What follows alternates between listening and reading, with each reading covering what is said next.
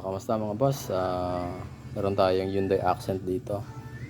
So, stencil muna tayo. So, ito yung Accent na 2009 model. So, yun. So, hindi basta yung pag-stencil nito mga boss. So, yung engine number niya dito siya nakatagay. Ayan. So, yung engine number niya, yan, yung D4FA yan. So, medyo mahirap to boss. So, kailangan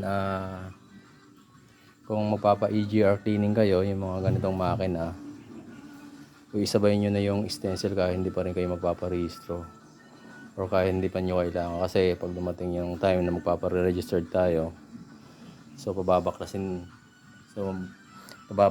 nyo yan, yung mga parts na nakaharang dyan, so para ma-stencil nyo. So yung mga parts na kailangan natin dito mga boss, itong ating EGR, ayan, EGR valve. So kailangan baklasin yan kasi hindi matatanggal yung ating nakalagay dito na EGR cooler. So ito yan mga boss.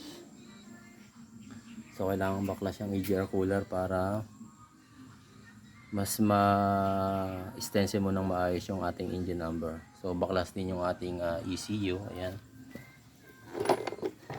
So engine control module para mas maluwag. So ayan, yung ECU ng ating Accent.